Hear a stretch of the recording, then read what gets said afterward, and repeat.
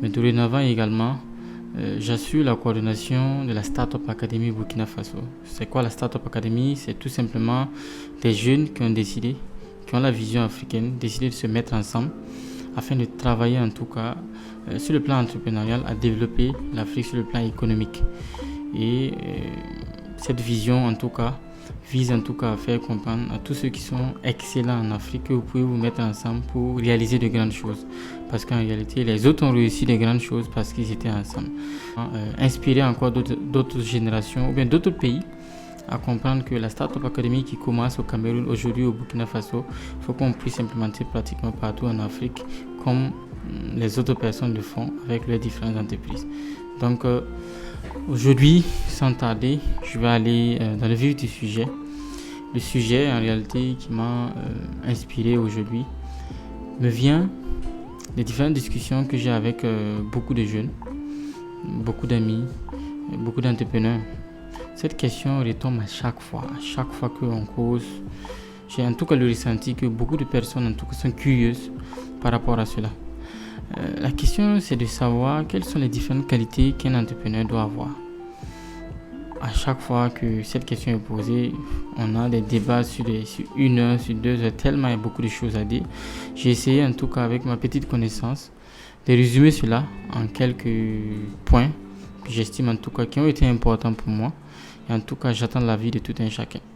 Le premier point que j'énumère, en tout cas la première qualité, voilà, c'est la prise de responsabilité. C'est-à-dire que assumer que la situation dans laquelle tu es actuellement, tu es uniquement le seul responsable. Si tu es dans une situation financière qui ne va pas, le seul responsable, c'est toi. À une époque, j'ai refusé de continuer d'accuser Dieu, continuer d'accuser les parents, continuer d'accuser les amis, ou bien le gouvernement qui ne fait qu'augmenter les taxes, raison pour laquelle je ne réussissais pas. Alors qu'il y en a qui réussissaient à l'époque à être riches dans cet environnement. Donc cette prise de responsabilité t'amène à être responsable de ta propre situation.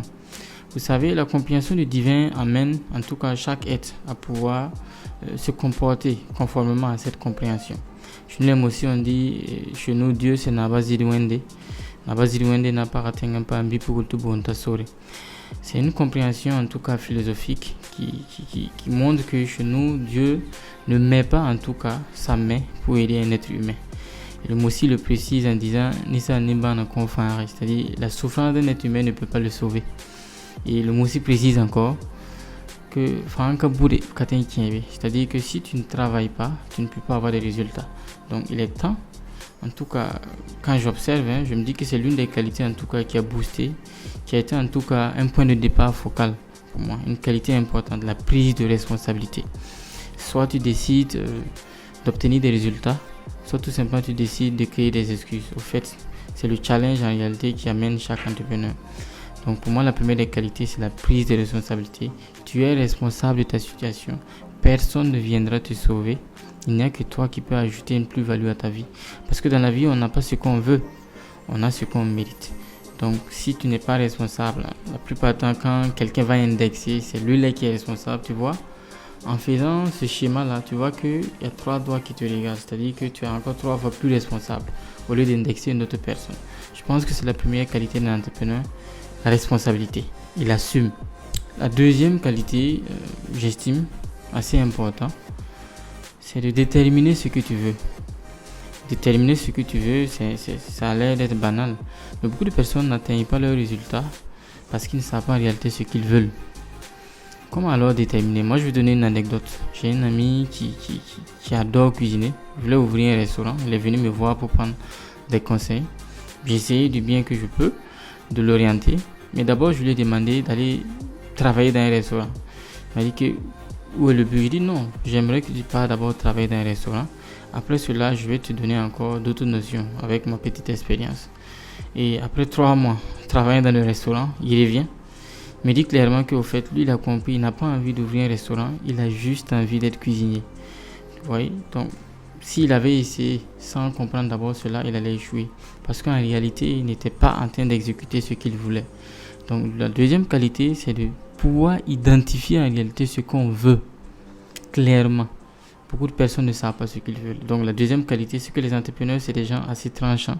Ceux en tout cas qui réussissent, ils savent exactement ce qu'ils veulent. Voilà pourquoi ils travaillent en tout cas le jour afin de pouvoir l'obtenir. La prochaine qualité, j'estime encore important pour un entrepreneur, celle en tout cas, j'estime que c'est vraiment important, c'est être prêt à payer le prix. Beaucoup de personnes veulent réussir dans la vie, mais ils ne sont pas prêts à payer le prix pour la réussite. Vous savez, pour obtenir quelque chose que tu n'as jamais eu, il faut que tu apprennes à faire des choses que tu n'as jamais faites. Un entrepreneur ne sait pas ce qu'on veut dire heure de pointe ou heure de descente. On ne connaît pas ce terme. On travaille pratiquement tout le temps. En tout cas, quand tu commences nouvellement, tu travailles tout le temps.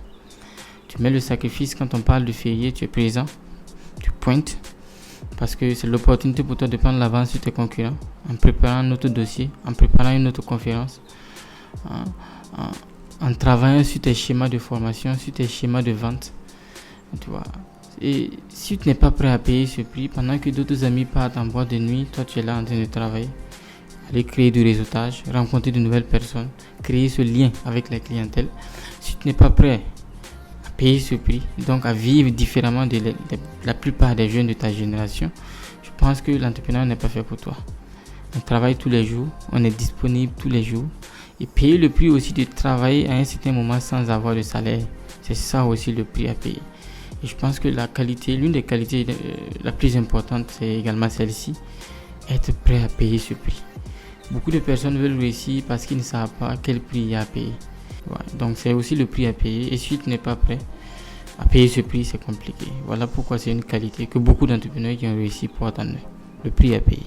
Une qualité également, encore importante, parmi la longue liste que je suis en train de vous énumérer, c'est de ne pas se laisser dicter par sa peur. Un entrepreneur ne laisse pas ses choix être dictés par la peur.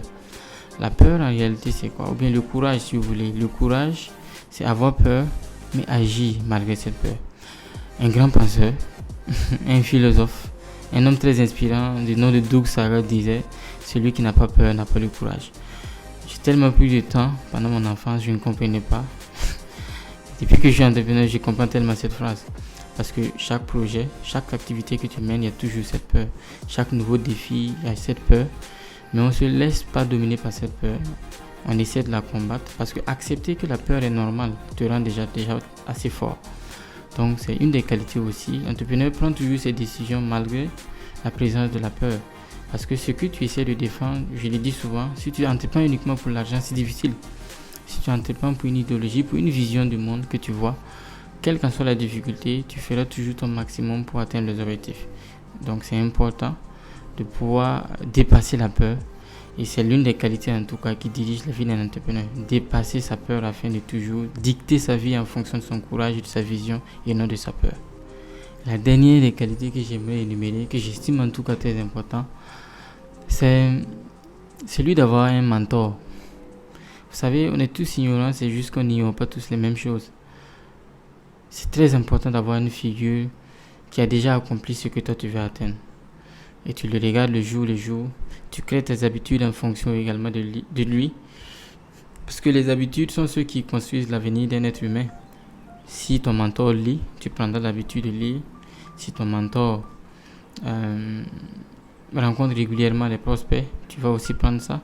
Si ton mentor te dit de faire même 100 appels par jour, si lui le fait, tu vas essayer en tout cas d'atteindre ce chiffre. Avoir une personne qui a déjà accompli ce qu'on essaie d'accomplir est important. Ça dessine en tout cas, ça permet de faire moins d'erreurs. C'est bien d'apprendre de ses erreurs, mais l'homme intelligent apprend aussi des erreurs des autres. Le mentor, justement, c'est cette figure-là en tout cas qui te permet d'avoir plus confiance en toi, en te redirigeant mieux, en ayant en tout cas schématiser mieux les solutions que tu vas apporter par rapport à ton business. Donc voilà les différentes qualités que j'estime. Il y en a beaucoup, il y en a plus que ça, mais on ne peut pas tous les énumérer. En tout cas, moi personnellement, c'est ces qualités-là en tout cas qui ont joué un rôle extrêmement important dans le développement de ma personne, parce que c'est quelque chose de continuel. Pour moi, le succès n'est pas quelque chose de figé, c'est quelque chose, c'est pas une destination, mais plutôt un parcours, et on n'a jamais fini d'apprendre. J'espère que vous avez appris. Moi, c'est Naba Wengunda. Et par rapport à la Startup Academy, j'invite tout un chacun, tous les jeunes entrepreneurs en tout cas qui veulent en tout cas adhérer à la Startup Academy, de prendre attache avec nous. Je vais vous laisser les différents numéros. Notre siège est situé à Gunga. Et on invite ceux qui ont d'abord l'amour de l'Afrique à nous rejoindre. Parce que sans ça, ça ne sert à rien. La compétence, l'intelligence ne servent à rien sans le patriotisme. C'est ce qu'on essaye de prôner en tout cas à la Startup Academy. Je vous remercie et restez connectés pour les prochaines chroniques.